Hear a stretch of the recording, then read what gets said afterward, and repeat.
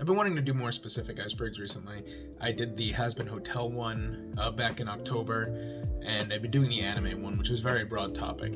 But I've been wanting to get into more specific topics. While I was scrolling through the Iceberg Charts subreddit, I came across this one, and I've seen a few videos done on it, but none of them were really in English. I figured I would be the first. There may be others, but of the first few I saw, they were just all in Spanish, so I figured I would take the time and cover the keion iceberg.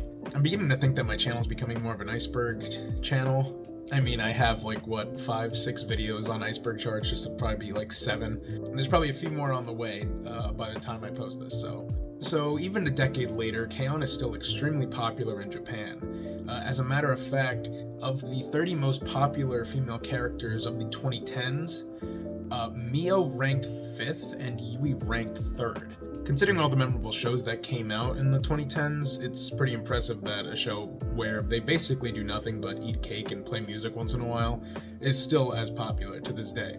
But a huge shout out to Kanye West for Prez 2024 on Reddit for making this iceberg. They did a great job of explaining the more intricate, I guess you could say, entries on this list that weren't just straightforward. So again, huge thank you to them. And before this intro gets too long, we'll just get right into it. Here is the complete keion iceberg explained.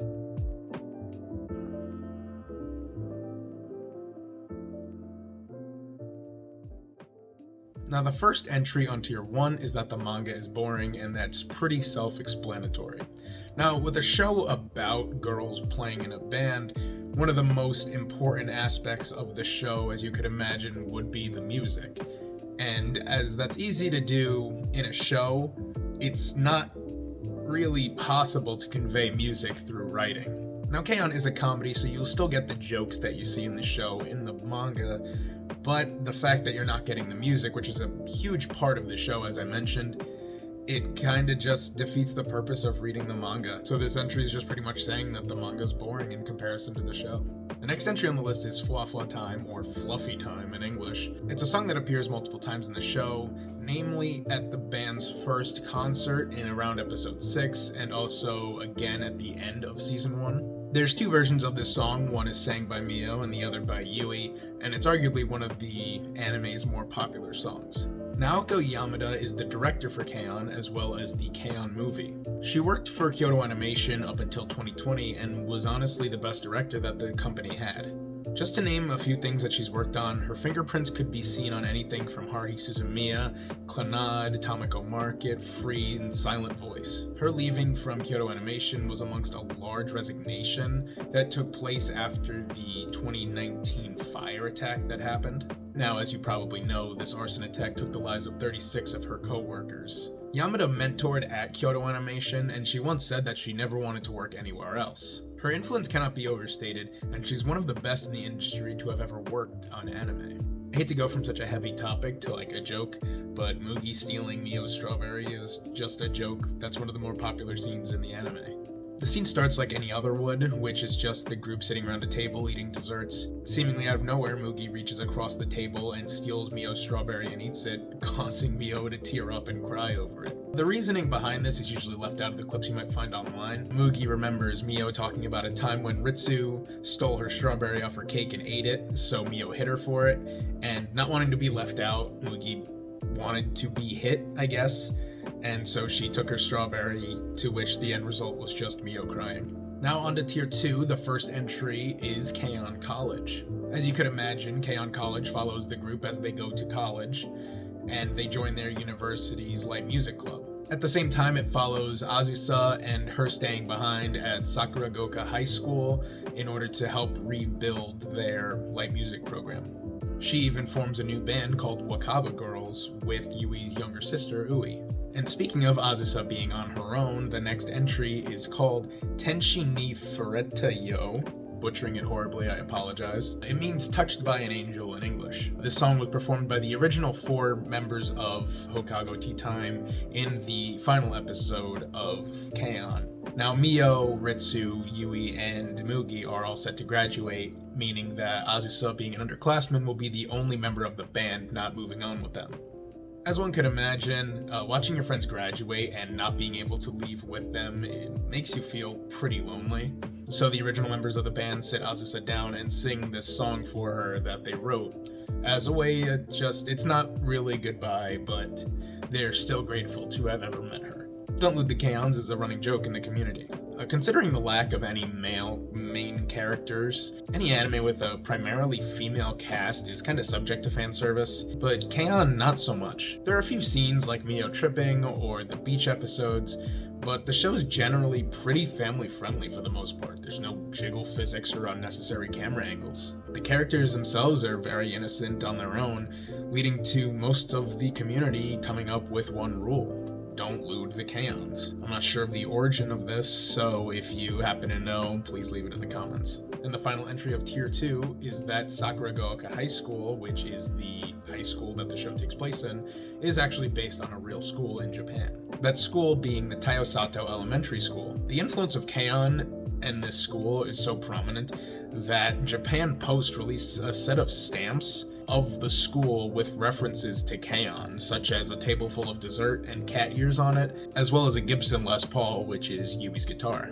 The turtle and the rabbit that can be seen in the background of the show are actually present in areas of the school. You can actually visit the school yourself, as the school's been moved to a different building, but the town voted to keep it standing. Now for the first entry of Tier 3 is Strong Mugi. It was an observation made by fans that there are a few scenes in the show that suggest that Mugi is very strong. One example is that she's able to carry her keyboard around everywhere like it's a purse, and she's even seen running with it without much of an issue, which would be fine except that keyboard weighs about 40 pounds without including the stand. There's another clip where Ritsu is struggling with an arm wrestling machine, even losing when she's using both hands, and when Mugi tries it, she easily wins without breaking a sweat. I love the kind of woman that can kick my ass. Another example is Mugi carrying a bucket and a pot of water with enough water to fill the bucket, and she's not even struggling in the slightest. So when you see that meme of like Mugi flexing, it's not a meme, it's a threat. Mio falling in the show and Mio falling in the manga is the same event with two different outcomes. After the first concert, Mio trips over a cable and ends up falling, and due to her wearing like a short maid outfit, she kind of flashes the crowd. In the show, the gag is that it shows blue and white stripes suggesting it's her underwear, but when it zooms out, it's a bowl of rice. But in the manga, there's no gag, it's just her with the skirt lifted enough for you to see her underwear. Like I said, the show is very family friendly, so it was interesting to see this change made for the show, and honestly it's more entertaining as a joke, because otherwise it would just have been cheap fan service. Ura-an is a series of short episodes with like a cartoony art style that are just comedic bits.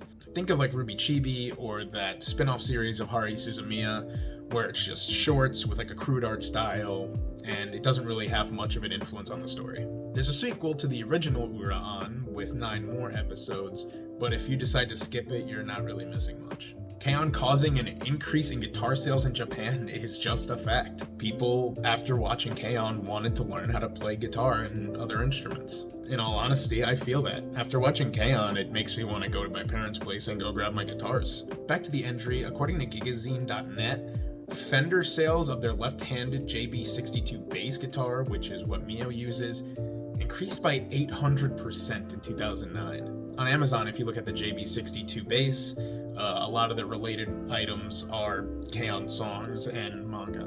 In 2012, following the release of the Keion movie, guitar sales reached an all-time high in Japan, and Sankei News straight credited Keion with the sales boom. For the last entry on Tier 3, we have a very upsetting entry with Season 3. As much as I like to play into memes, because it's fun, Season 3 is likely never gonna happen. The show wrapped up pretty nicely with the band graduating and Azusa taking over as the president of the Light Music Club.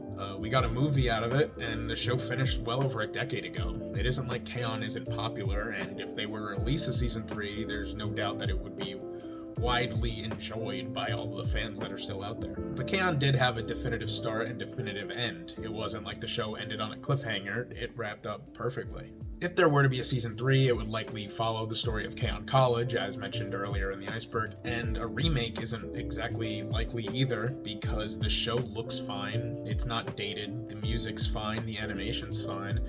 As far as the show was, it's better to leave us wanting more than to have too much of a good thing. Starting tier 4 is a fan theory that Yui has autism. This is similar to another theory on the has-been Iceberg that Moxie has autism. There are just several instances in the show in which made people believe that Yui might have autism. Full disclaimer, I'm not an expert on this sort of thing. I don't claim to be an expert on this sort of thing. I just read the theories online. Some people pointed to her delayed reaction time, such as when Sawako asked her to pick up papers, and when she repeated herself, Yui just said, "I heard you," before actually doing it. She becomes hyper-focused on things she really enjoys, such as when she can't study because all she wants to do is play guitar.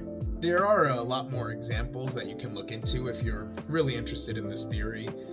When I saw it on the Iceberg, it did sort of make sense to me, but like I said, not an expert on the topic. I think the safest thing in this situation is just, unless the creators come out and say that she does have autism, it's best to just not assume. Ayana Taketatsu is Azusa's voice actor. Now, the role could easily be seen as her breakout role. Azusa is very popular, and since Keion, she's gone on to do quite a bit of voice work for popular characters, such as Suguha in Sword Art Online, Nino from Quintessential Quintuplets, Rika from Rent a Girlfriend, and so on. Before Keion, she did have a role as the main character in another popular show, but it's perhaps not as fondly remembered as Keion is. That role... Can I get a stock drum roll, please? That's right. Before Keion, Ayana's biggest role was... Ako Sumino from Kiss X Sis. That's right, the innocent Azusa's voice actress right before Keion was a show where the two main girls are trying to make the rice pudding with their brother. So much for not looting the Keions, huh?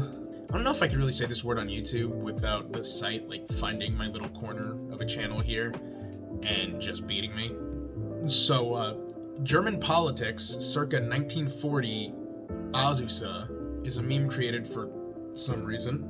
There's an odd part of the internet that edits cute anime girls with the world's most famous German mustache model. There's a popular piece of work that has Azusa with an armband and a sash standing in front of a flag that has no negative meaning whatsoever.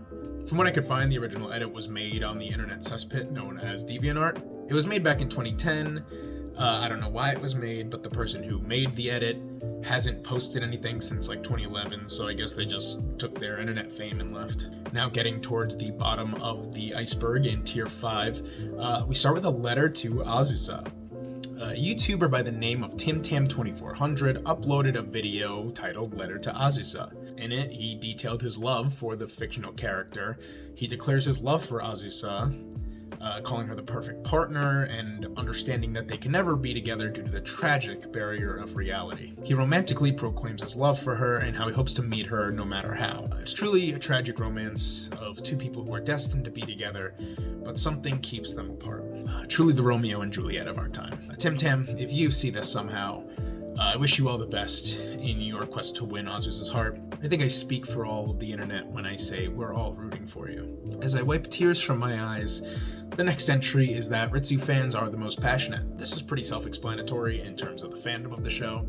Since there are 5 main girls, everybody sort of has their preference. It sort of comes with the turf if you have a show with a lot of female characters. Most people are generally understanding of where others come from with their belief of who the best characters are. While others might see a viewpoint, Ritsu fans remain determined that she is the undeniable greatest character. To which I respond with, Sawako, that's right.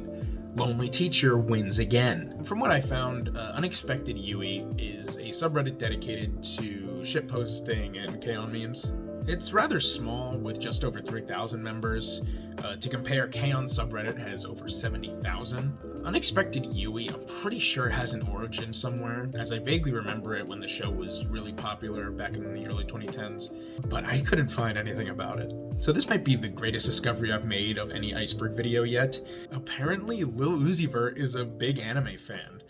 And since he's massively successful, he can fund his hobby of liking anime. He has an Audi R8 with an Azusa wrap on it, and on top of that, he has a Cowboy Bebop Bugatti Veyron, which is probably the coolest car I've ever heard of. But yeah, the thing to take away from this iceberg is that if you're not already listening to Vert, now you have a good reason to. Now that we're at the bottom of the iceberg, Keion, based on the true story of girls who died in an airplane crash, was a creepypasta that was around the internet for a little while. The story went that Keion followed the lives of girls named Yuko, Misaki, Setsu, Azuka, and Tsunade, who all wrote about their daily lives in journals.